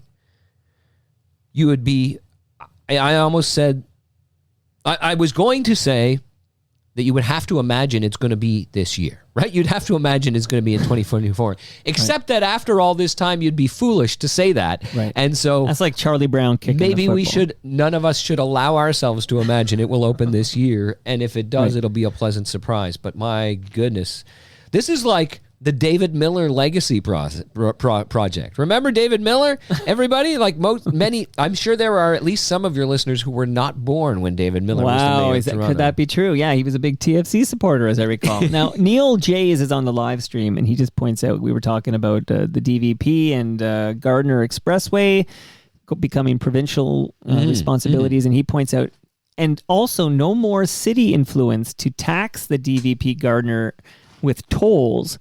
One less revenue tool. That is yes, true. In theory, the reason I say in theory, and in the longer term, it is true. But John Tory proposed tolling those roads when he was the mayor. Yeah. He got city council lined up behind him. The provision of the City of Toronto Act that allows the city to toll its own roads requires the province approve it specifically. Okay. So it's not actually city power. It's like you can ask permission. And Kathleen Wynne, who was premier at the time, not Doug Ford, Kathleen Wynne, vetoed the idea. Basically because people in the 905 were freaking out, right? And a lot of her MPPs who are in the 905, which is like bread and butter for both the Conservatives and the Liberals. That's the territory they're fighting over. We're saying we are going to lose our seats over this. Right. And so she said, nope. And Doug Ford was always a hard no on tolling them. And it's inconceivable that he was going to grant the city the wish to do that. Now, potentially if Merritt Stiles had been elected the next premier, there would be an environment where you could implement those tolls, but it would be a big political fight for anybody anyway. But your listener is correct there that even theoretically the city had that power, and that theoretical power could have become real at some point. That's now off the table. It would have to be the province who does it now. Okay, and remind me, Ed, do you do a good Macho Man Randy Savage impression? You must. Do you? It's been. You must have, because there's a listener. I have done it here at one point. Okay. Oh yeah, baby. I don't think my impression of Macho Man Randy Savage is all that good, but I do an impression. That explains this, because I took down, people sent in questions and comments, and Andrew said, when Ed returns, could you do a slap into a Slim Jim. By the way, that's funny. So I'm a big Randy Savage guy from his WWF era, but I actually don't have a lot of like personal like admiration for the Slim Jim campaign. Like, so when you get into the Slim Jim campaign, I don't know if I just missed it or if I ignored it or whatever because he was out of the WWF. No, I think I'm one of those people too who like my big years with Randy Savage were like when he was like Tito Santana, right? Miss Elizabeth, those promos with Mean Gene Okerlund, where it was like cream of the crop, and he'd have the creamer or whatever, a good cup of coffee. Anyways, cream of the crop. But if you have a Randy Savage quote, I love that cream of the crop quote, by the way. You could drop it now for Andy. One of the things, I don't know if I mentioned this on here before, and this is why it came up, but like Ryan Doyle, the News Talk 1010 host, right. At one point, I was co-hosting Friendly Fire with him, and we were talking about something. I think I said, "Oh yeah," about something, and then he said during the commercial break, he was like, once when he was like on like middle of the night radio, like trying to get his start wherever he was, when that used to exist, he did a whole like hour-long segment of like Macho Man, who wore it better, Macho Man Savage, or the Kool-Aid Man. Like the battle of the oh yeahs, and he had callers calling in to vote and do their own impressions, and it's like, oh, that's funny. Yeah, because the other one would be Oliver's Jewelry, right? Like he does. Does he do an oh yeah as well? I've heard him do an oh yeah. Oliver, what's his name again? Oliver. Who's the Oliver Jewelry guy's name? Oliver. The Cashford. Yeah. He could be the guy. Oh yeah, Russell Oliver. Russell. Thank you for bailing me out there. Right? Okay. I was like, how do I not remember his name right now? But that's what happens on live radio, even when it's not on the radio. Slap into a Slim Jim. So two things. Absolutely, Russell Oliver would do like a, oh yeah. Like this was big ad ending. And one more thing, it's interesting, you met Ryan Doyle, who used to be the co-host of Rush on 1010 when Jay Mad Dog Michaels was here, and then Jay went to Montreal, and then Ryan left the show. But then Ryan was eventually replaced by Scott MacArthur, who Blue Jay fans know, and he was on Fan 590, and he's also an FOTM. But Scott MacArthur does an excellent Randy Macho Man Savage impression. So maybe there's something about the afternoon drive. I think the audition for the drive time show there involves doing that. And I want to hear John Tory's audition tape because he hosted that for years. So I want to hear John Tory's, oh yeah. And let me put it on the record here. Pure speculation. I have no inside intel. Future afternoon drive host on 1010, John Tory.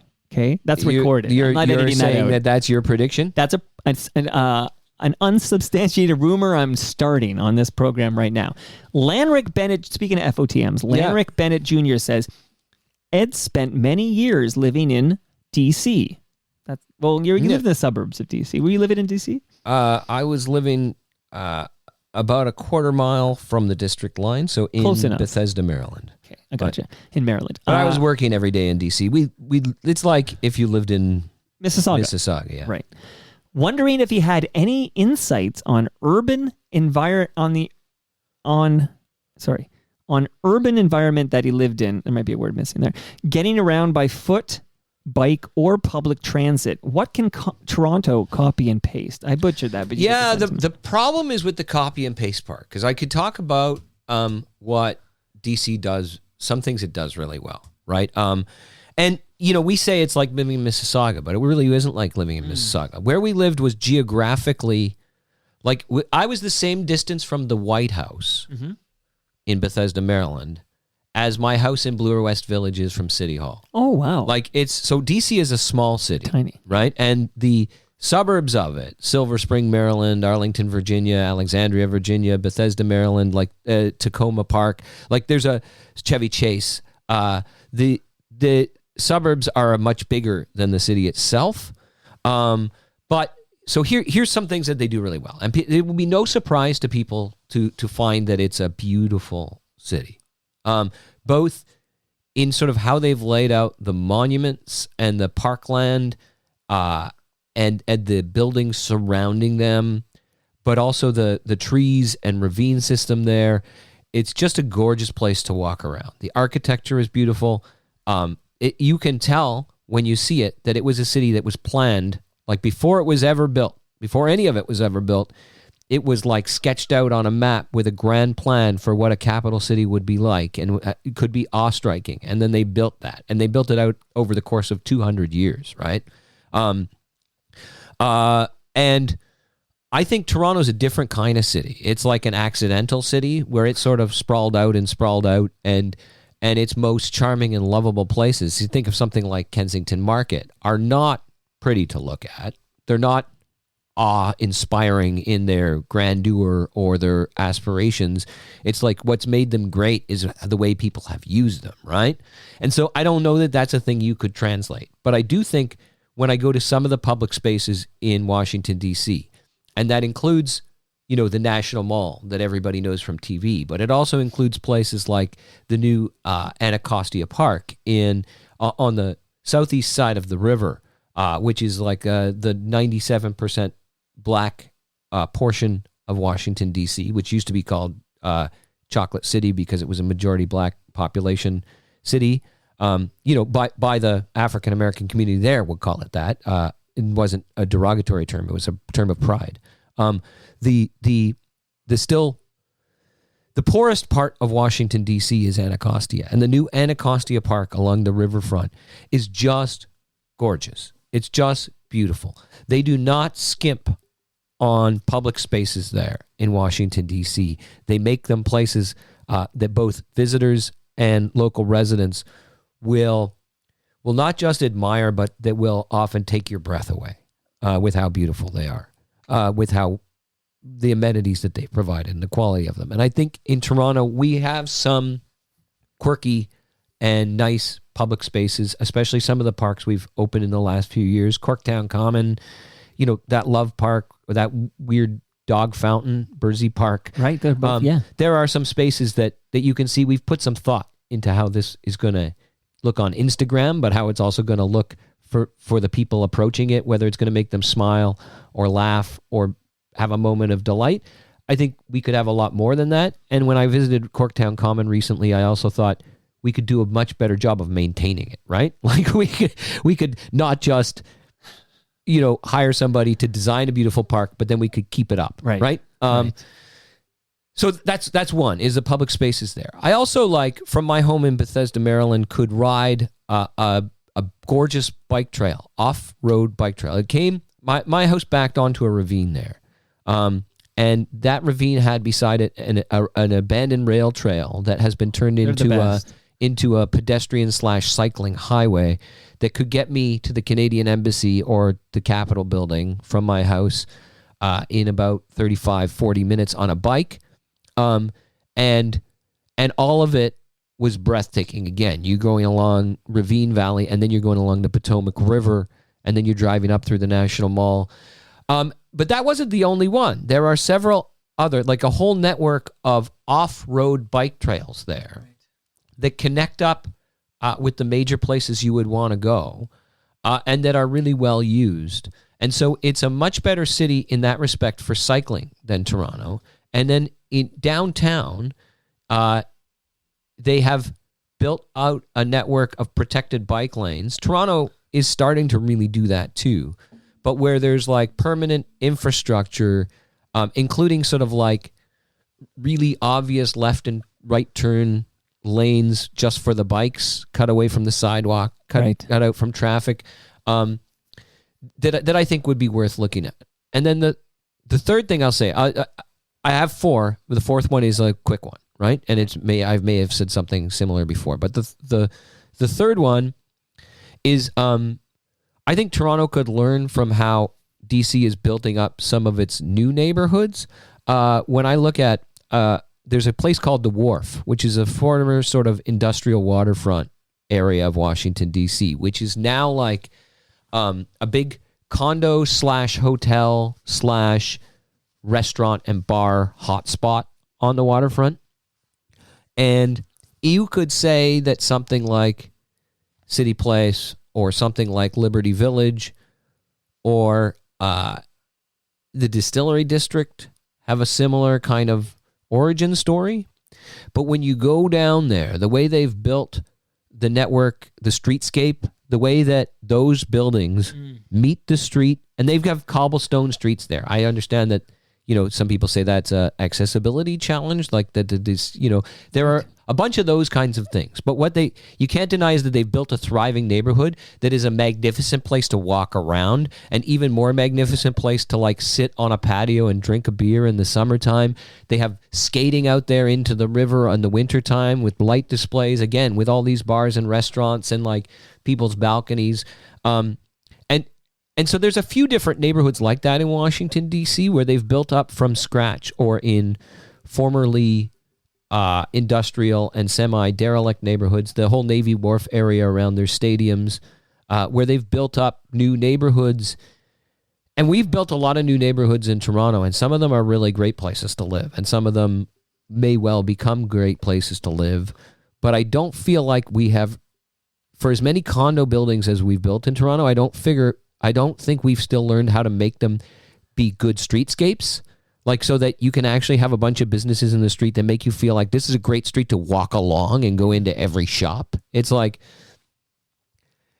and the height of the buildings is not the obstacle here. Everybody says, oh, we build this giant condo tower, and so now we're stuck with a Bed Bath & Beyond taking up the whole block. We can't have the little cute bars and convenience stores and head shops or whatever we used to have here, record stores, independent places. There's no reason you have to build a 20-foot tall glass wall on the main floor that has a department store inside, or an LCBO, or a Shoppers Drug Mart. You could build good businesses at the street level. We just haven't. And so I think they have been, in my estimation, a lot more successful at that than we have. And here's the last thing.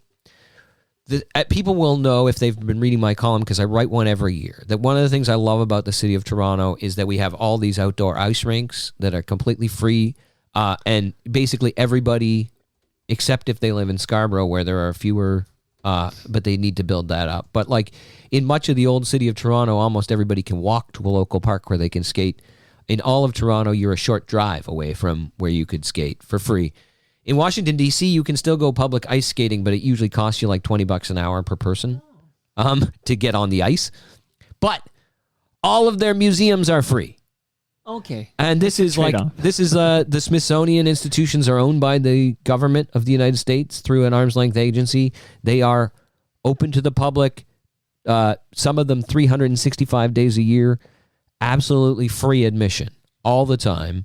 And so as a result, people go to them. And of course, tourists go to them, but also the locals. It's like you can just go once a week to a different museum. You can pop in for half an hour when you're walking by, and then come back next week, and then come back on your lunch hour a week later. It suddenly becomes like people will go to the mall or go to the Eaton Center, and sometimes they have a specific shopping trip in mind. Sometimes they don't. Sometimes they're just hanging out. Like, your museums can be that too. But if I want to go to the Royal Ontario Museum with my family of 5, we're looking at like $100 to get in the door. Right. So then, of course, it's got to be a big special trip. We're not popping in for 20 minutes at $100 a pop, right? So it just seems like that's the last thing that I wish we would learn from them, is that like things like museums and art galleries are so much more valuable to the general public if you set an admissions policy that encourages the general public to come in. And maybe that involves more private philanthropy. Maybe it involves more government funding. Maybe it involves donor campaigns. But if you make it cheap or free for people to go to those things, they become like a part of your culture in a way that they aren't right now, when they're basically school trip places, right? Great points, Ed Keenan. And people should subscribe to the Toronto Star, where they could read your column, because your column is excellent. It's always excellent. Thank you. I mean, there's a reason I invite you over every quarter, and it's not because I love looking at your beautiful blue eyes. If people enjoy my column and also enjoy my appearances here, I have been more frequently hosting the Toronto Star's podcast, This Matters. I am one of 2 sort of regular hosts. So sometimes it's about city politics, sometimes it's about other things. But you can, if you love the sound of my voice, there are opportunities to hear it at the Toronto Star. What's the name of this podcast again? This Matters. So people can pause this right now, go subscribe. Wherever you subscribe to this podcast, you'll find This Matters, the Toronto Star podcast. It's basically Ed Keenan without my voice, so it's perfect. More Ed, less Mike. Everybody is I think very, very happy. There's some kind of podcast awards where we are nominated as bitter rivals here. But I think we... But we didn't submit our nominations for that. It just got announced, I didn't. right? I feel like it's like Toronto Mic'd and This Matters are both in the current affairs category or something like that. This topic does come up periodically, especially when FOTM Al Grego visits, and he came over because there was an episode late last year. I think it was late last year. Like very late last year, it's about Letterkenny and Shoresy and this whole universe that's popped up from Jared Kiso. And we did an episode of the Protestant People, and that included Al Grego, and we were talking about this. I was nominated for 2 awards. These are called Canadian Podcast Awards. I tried to get the guy behind the Canadian Podcast Awards to come on Toronto Mic'd and tell me what the hell are these? Like, should I care? Like, how do you determine? Like, this person chose not to. He might think it would appear to compromise the integrity of the awards if he came on your podcast, like as if he like was when I win next year. It's because it'll be because you guys Smart. are friends. Okay. Yeah, you're good at. But I was nominated for 2 awards, and I think in one of the categories I was with your show or a Toronto Star show, and then I don't know, but I believe I know this actually because Al Grego told me I lost them both. Like, so I am.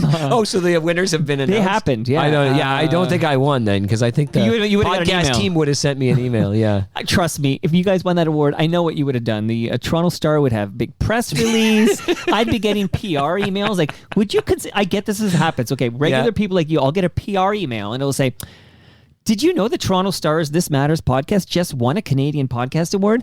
Host or part-time host Ed Keenan is available for interviews to discuss. Like, I'll get these emails every day, and I'll reply back like, Ed's here once a quarter for as long as I want him. The poor marketing or publicity just do a people little, do a little.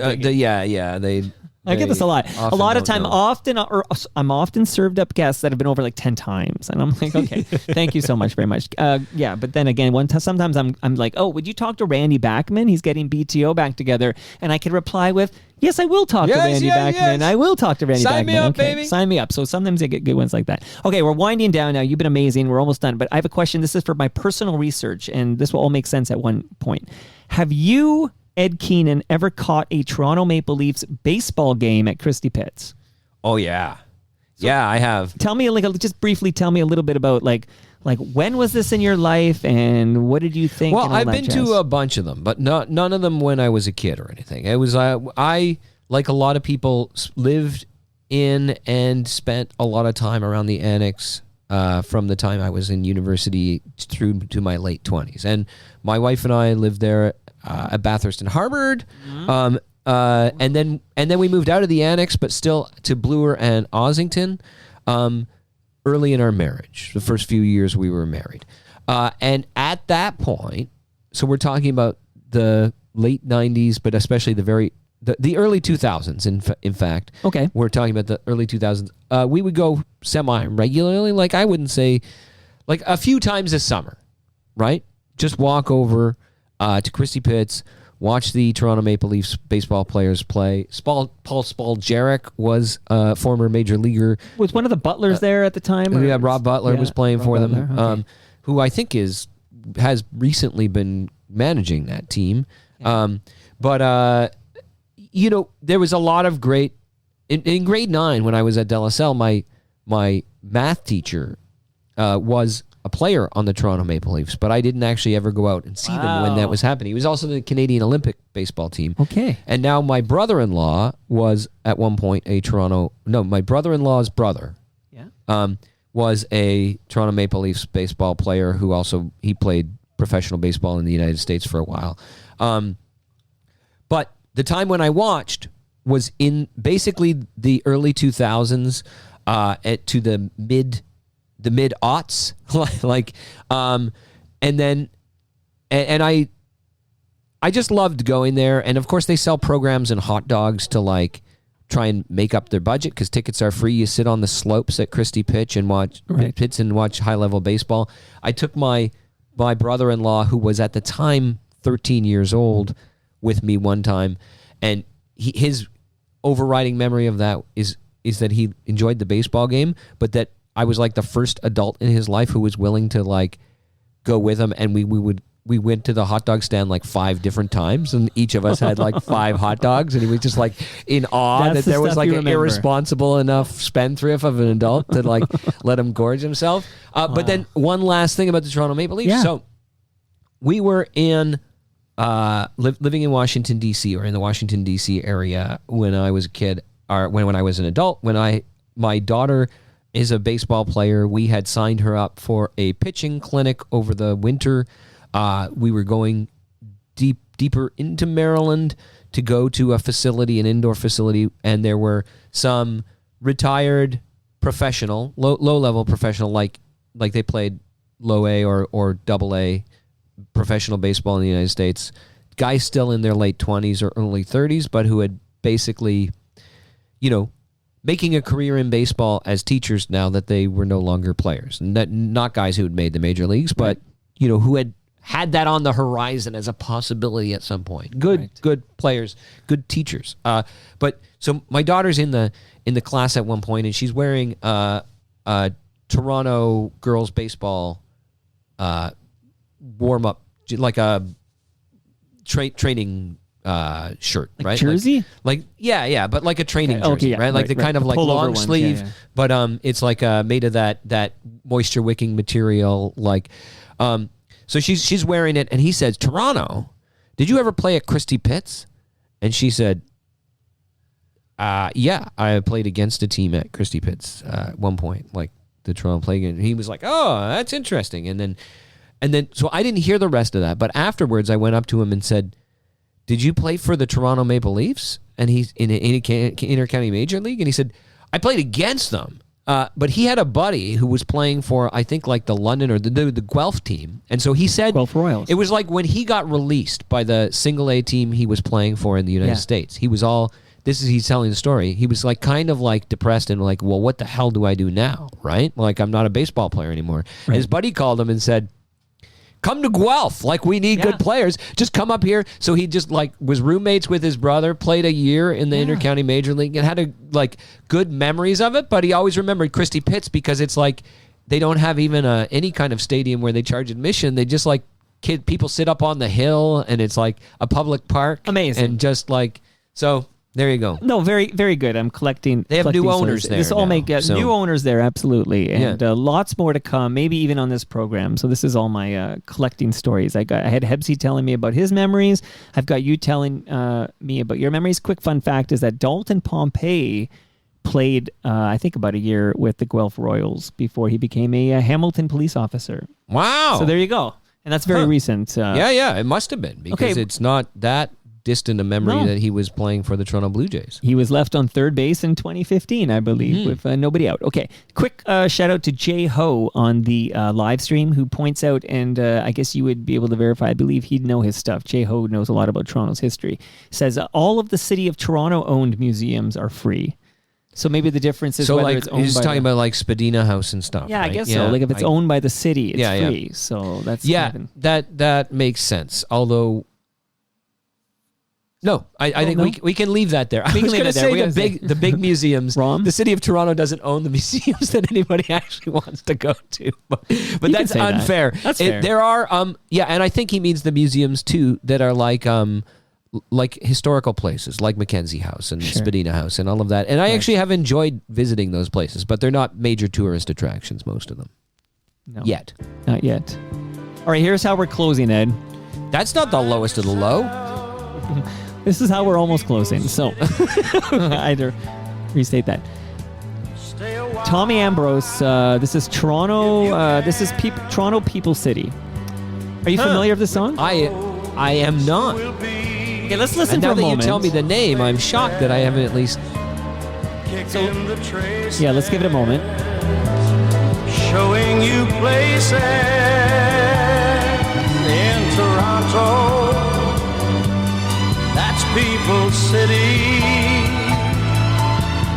where love takes hold, makes old dreams happen.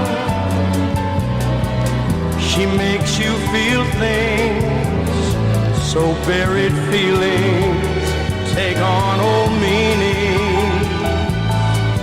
In Toronto, So this song was commissioned by Moses Znaimer back in 1972 when he was launching City TV. So he commissioned a song by Tommy Ambrose. He wanted like an anthem for the city of Toronto, and this was played quite a bit on City TV back before our time, obviously, Ed. But just a little bit our time. It is. It's something, all right. Yeah. And the reason I'm playing it is because every month I do an episode of Toast. That's when Bob Willett and Rob Pruce, former keyboardist with The Spoons, drops by and we kick out thematic jams. And our theme for January is definitive Toronto jams. So we're going to each bring 3. That's great. And I'm going to shout out Retro Ontario's own Ed Conroy because he's done a lot to kind of educate me on this song and you know where it came from and what it meant to the city. So this is a possible candidate for definitive Toronto jams. People City. Hey, I'm glad to be introduced to it. That's definitive Toronto jams is such a great concept for an episode. That's great. It's a long time in the making. It's going to happen here. And as Tommy takes us home here, we'll bring in another Toronto jam, really. You know, I'll take a streetcar downtown, read Henry Miller, wander around. That's a Toronto song. I think of that whole album as a definitive Toronto album, and certainly this song as a, Under the Carlaw Bridge. There's Just the Only Out at Cafe. the Only, Yeah. There's and then Bleed a Little While Tonight references The Time You Kissed Me on Bathurst Street. There's a whole whack of Toronto stuff going on here. But Ed, thanks again for dropping by every quarter. Until you tell me, until you tap out, you're going to be here. It just comes up on my I didn't even this time. I didn't remind you, like a test. I said I'm not even going to. I did tweet at you and you liked it, and I'm like, oh, he's aware. That's the first. I actually checked Twitter to see if I had a message from you about it when I got my calendar reminder, and it's the first time I'd logged into Twitter in weeks and weeks. Are you on any other social media? Not consistently yet. We'll see. Okay, I have an invite for a Blue Sky if you want it. Let me know. That's where Wilner's hanging out. Maybe I'll give it a try. Wilner's big on Blue Sky, you Toronto Star guys. And that brings us to the end of our 1,404th show. Hey, so it's still going to be called Gardner Expressway. They won't just say this is now part of the QEW. As far as I know, but you never know. Maybe because it's kind of like that's how you knew it was Toronto. They changed the name. Entered Toronto when you get onto the Gardner. And I only thought of that because, of course, the DVP is in this deal, which, of course, is the 404. Yeah. And this is 1,404. Oh, my goodness. There you go. There we go. Whatever that means. You can follow me on Twitter and Blue Sky. I'm at Toronto Mike. Ed is at the Keenan Wire, but again, he doesn't log in very much, but he's still got an active account on the app formerly known as Twitter. Much love to all who made this possible. That's Great Lakes Brewery. That's Palma Pasta. Don't leave without your lasagna. That's Recycle My Electronics. That's Raymond James Canada. Welcome back. You were missed for an entire episode. And Ridley Funeral Home. I literally have Brad Jones from Ridley Funeral Home here at 5 o'clock. We're going to record a new episode of Life's Undertaking. We're going to discuss great musicians we lost in 2023, play a little music. You can subscribe to Life's Undertaking, and I will see you all tomorrow when my special guest on Toronto Mic'd is Alan Zweig and his brother, Michael Zweig. Can't wait to see Alan again and to meet Michael. See you all then. I wonder who